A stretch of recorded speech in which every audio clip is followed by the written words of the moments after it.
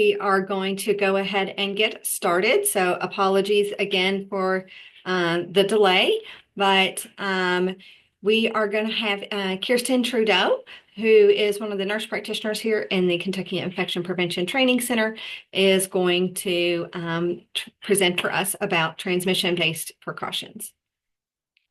Right, can you still see my screen? We can. Perfect. All right, so welcome to Grand Rounds today. So I'm going to be talking about transmission-based precautions. And while this presentation might be slightly elementary for some of you, I do want to stress the importance of some of the elements in this presentation. And it will be available on our site. And then, as well as the recording for Grand Rounds, you can use this content to train your staff as well. So it's just another resource for you when you're educating. So without further ado, funding for this presentation was provided for the Kentucky Department of Public Health. Content includes discussion of unlabeled use of products, have no financial interest or relationships with manufacturers of products, and no commercial support was provided for this educational activity. So by the end of this presentation, you'll be able to define key components of standard precautions, transmission-based precautions, and enhanced barrier precautions. You'll be able to explain the rationale for using specific precautions and personal protective equipment depending on the infection prevention scenario. And then differentiate between each type of precaution, including when and why each is needed. And then identify the appropriate type of precaution and PPE for common healthcare-associated pathogens and clinical scenarios. So at the core of infection prevention and control, you start here at the hierarchy of control. And really what I want to point out here is that how many layers you are into this process once you start talking about the use of PPE. So there are many more effective control methods to prevent the spread of infection. But once the infection is there, then you have to use PPE. So this is where those transmission-based precautions come in. So I really implore you, if you haven't already, take a look at what control measures are in place at your facility before you reach the step where transmission-based precautions and PPE is needed. So how do we use precautions to prevent infections?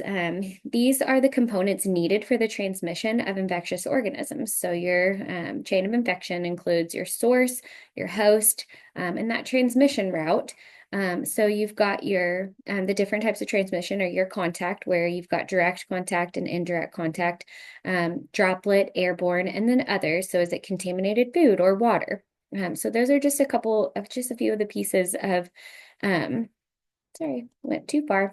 Those are just a few of the pieces of the chain of infection when it comes to the transmission of those infectious organisms. So then the types of precautions, now we know how infections are spread. We can look at the types of precautions. And so we will focus more on the transmission-based precautions, but I do cover some standard and enhanced barrier just to show you how they all fit into that process. So you have standard precautions, transmission-based precautions, and then enhanced barrier precautions.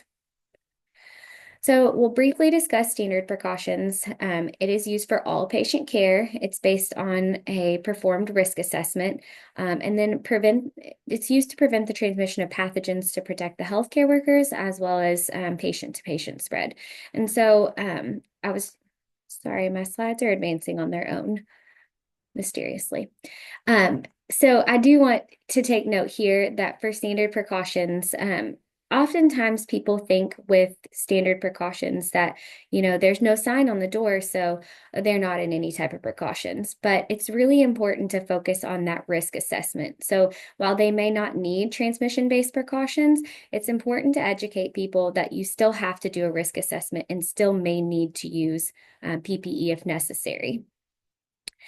So some key components of standard precautions per the CDC include hand hygiene, personal protective equipment or PPE, respiratory hygiene and cough etiquette, patient placement, proper handling, cleaning, and disinfection of patient equipment, proper care and handling of laundry and textiles, and then safe injection practices.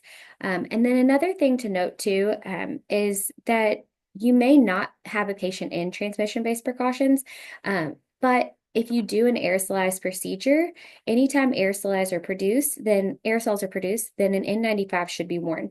So that's something to consider for standard precautions as well. So when to use standard precautions? Again, all patient care. You perform a risk assessment, and this helps prevent the transmission of the infection. Now, moving on to transmission-based precautions. So this is in addition to standard precautions. Oftentimes, situations in healthcare will require transmission-based precautions. So this is kind of a second step to the precautions added to standard precautions.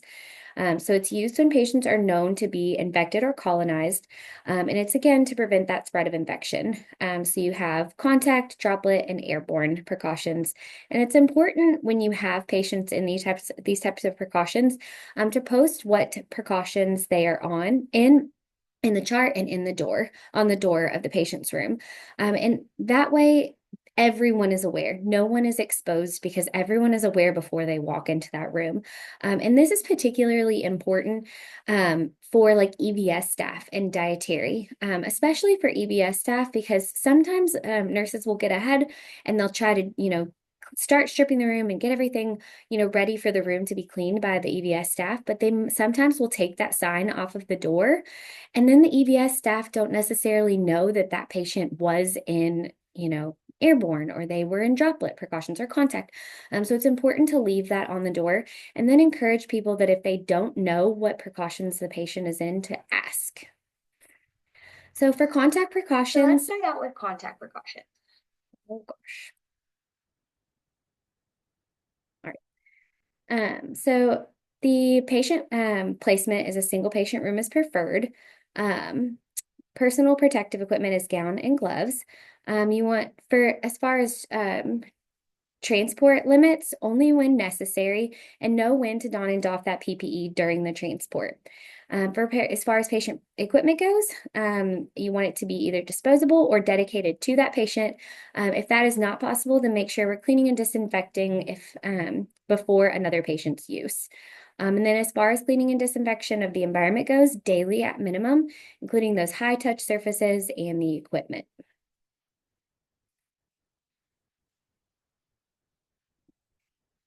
So this is a copy of a sign or a similar version of a sign indicating contact precautions for a patient in these type of precautions. And this is from the CDC, and it is something that you can use, but it's really what you would see on the outside of a patient's door to know exactly what you're supposed to do before you walk in. And so what about patient placement for contact precautions? Single occupancy is preferred. You want to assess and decide placement by balancing the risk to that patient and other patients. And so in other settings like ambulatory care, you would need to place patients needing contact precautions in a room or a separate space as soon as one is available. And so when should you use contact precautions? If they have a known or they are suspicious for infections, which could be spread through contact transmission.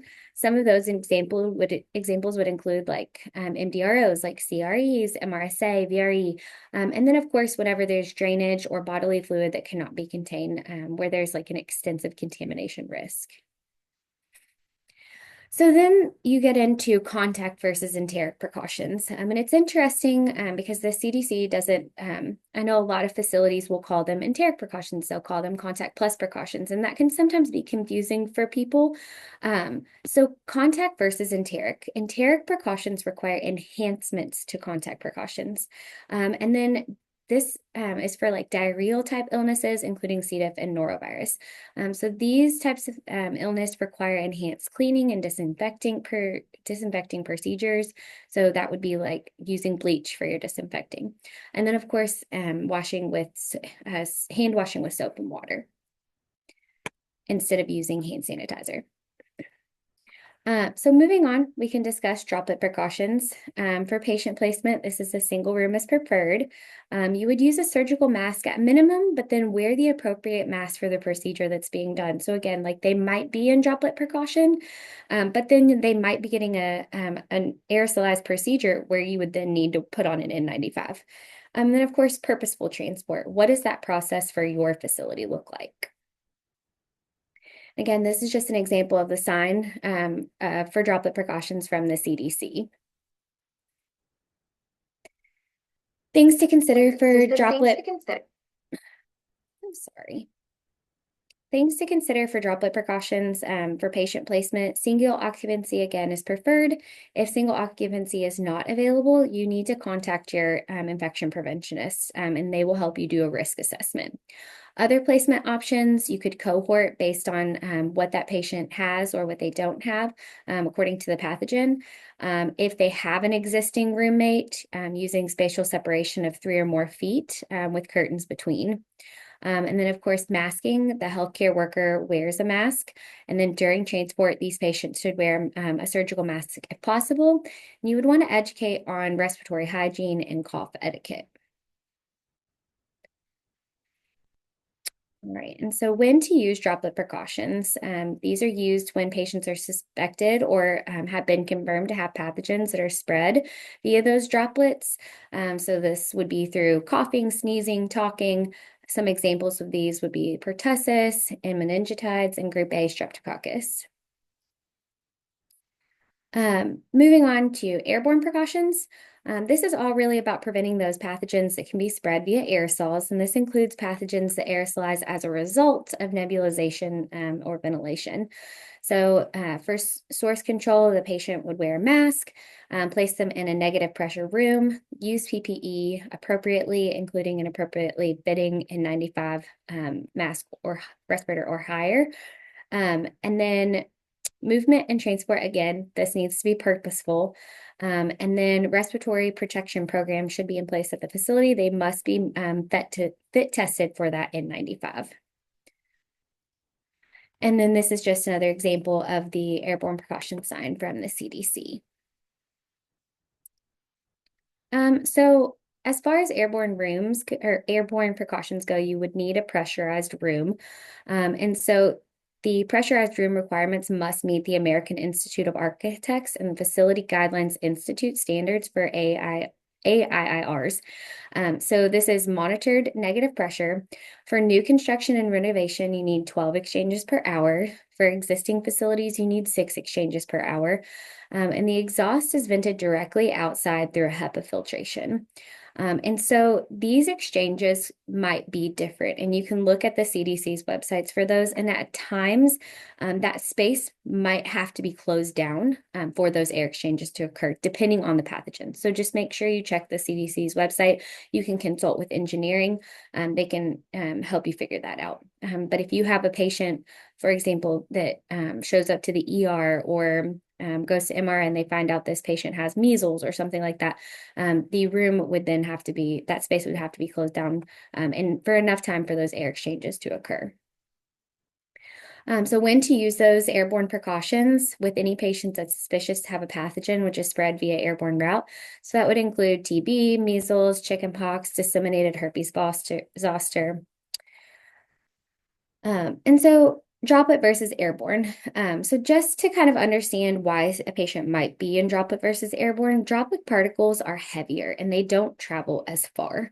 Airborne particles are lighter and they travel a further distance and they can stay suspended in the air longer. So these differences require enhancements to precautions from droplet to airborne. So what if your facility lacks the engineering resources needed for pressurized rooms? So in that case, you would mask the patient, put them in a private room. The door would be closed, using an N95 or higher for healthcare personnel. You can put a HEPA filter that's appropriate for the size of the room, and engineering can assist with that. And then you would want to consider transferring to a facility with more resources to handle a patient in airborne precautions. So as far as special precautions are concerned, these would be for new or emerging pathogens. So precautions may change dependent on how the pathogen is spread. And we all know we experienced this during the pandemic. So when looking at transmission-based precautions, we have to ensure that we're using PPE correctly. So when to don and doff. So you don your PPE prior to entering the room, doff prior to leaving the room.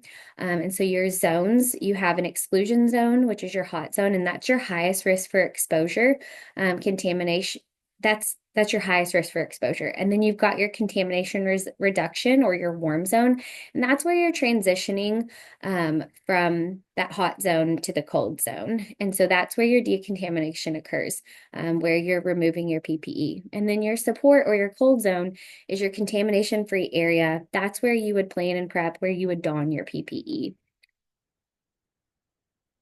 And then the CDC has some really nice infographics to go through the donning and doffing process of PPE. So donning, of course, you would put on your gown, your mask or your respirator, your goggles or your face shield, and then your gloves, of course, doing hand hygiene as appropriate. For doffing, it gets a bit confusing for people. There are two different ways listed on the CDC, so I'll go through both infographics. But for doffing, if you have tie gowns, particularly like disposable or reusable gowns, then you take your PPE off differently, excuse me, differently than you would if you had gowns that pop off or so you really have to pay attention to the type of gown you have. So if these are tie gowns, you would remove your gloves and then your goggle or face shield, gown, mask, and respirator, and then of course do your hand hygiene. If you have gowns that pop off, you're going to do that arm crossing motion. You can see it in the picture to pop your gown and take your gloves off at the same time as you roll your gown down. And then you remove your goggles and your face shield, your mask or respirator, and then of course do hand hygiene. So if you haven't paid attention to the type of gown that you have in your facility, go check it out. If you're an IP for multiple facilities, I also encourage you to see what types of gowns are in your facilities, because even if you have a particular gown in one facility, the other facility might be using a different gown. So it's good to know that everyone is on the same page of how they're supposed to be taking the particular gown off that they use. Now, transporting patients and transmission-based precautions. This is a common area of confusion for many staff on how to safely transport. But the first thing is purposeful transport. So essential activities that cannot be otherwise performed in the patient's room. This is done for like diagnostic activities or therapy. Use barriers on the patient as appropriate for the route of transmission risk. That would include masking, covering any contagious lesions or draining wounds. And then inform the staff of the transmission, like the receiving staff of the transmission-based precautions that the patient is in.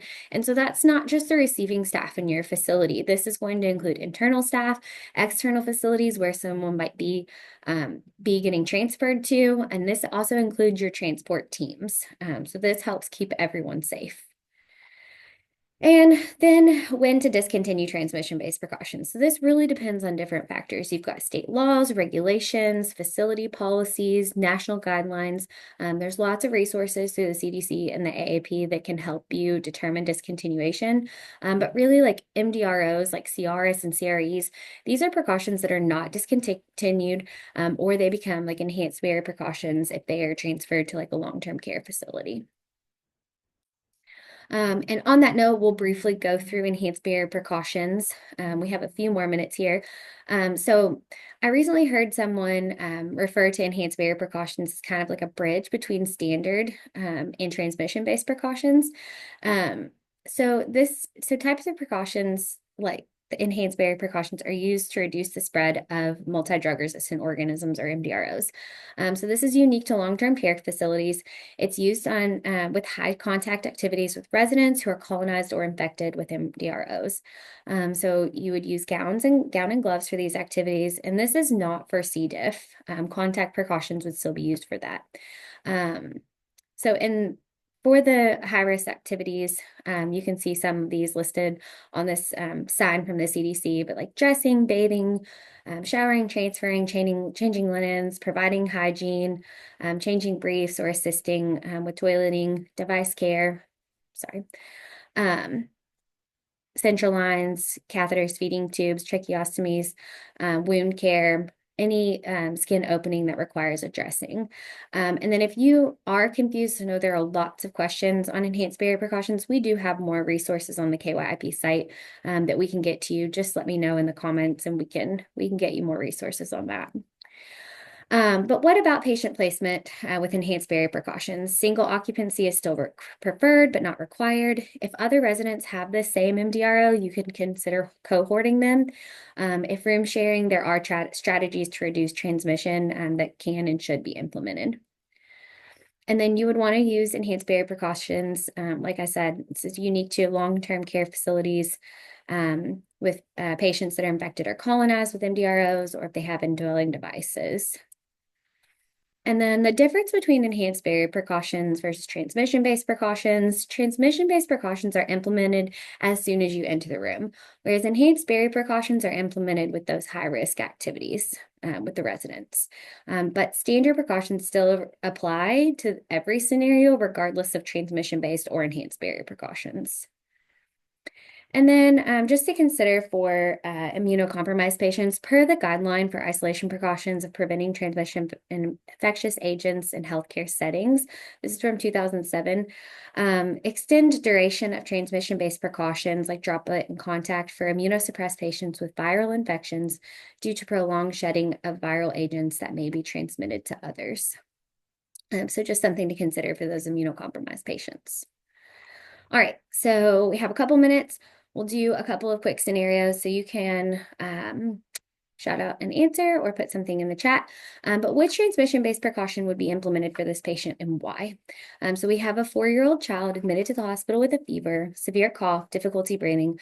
The child is not up to date on immunizations. The parents report that the child had been exposed to a family member who recently returned from a trip overseas and was diagnosed with measles. A rash is beginning to develop on the child's face and upper chest. I cannot see the chat, so Julia, if you can help me out if anyone has said anything. I will absolutely monitor the chat.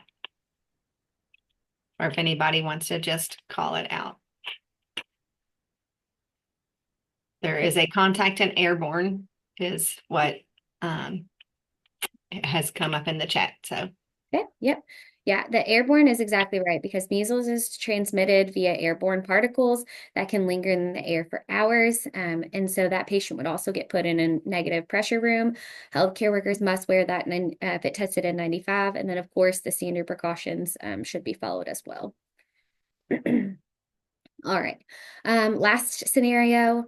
A 68-year-old patient is recovering from abdominal surgery. During rounds, that nurse notes that purulent drainage is coming from the surgical site, and a subsequent wound culture confirms the infection of CRE. So what transmission-based precaution would this patient be in? And what infection prevention measures should you take? we are seeing comments in the chat. So contact precautions is what is showing in the chat. Beautiful. Yep. CRE is a multi-drug resistant organism that spreads via direct contact with infected wounds or contaminated surfaces. So you would put that patient in a private room, use your gown, gloves for all interactions, and then dedicate non-critical medical equipment to the patient's room when you can. Sorry, these slides are moving. All right. And then ensure that, of course, you do hand hygiene before and after patient care. All right. And that is all I have for you all today. Does anyone have any questions for me?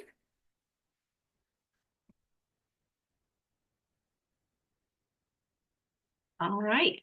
Well, thank you very much, Kirsten, for being willing to put something together for us in such short time. And next grand rounds will be on the 29th, and we'll have a colleague from pharmacy talking about stewardship. So look forward to seeing everybody then, and hope everyone has a wonderful rest of their day.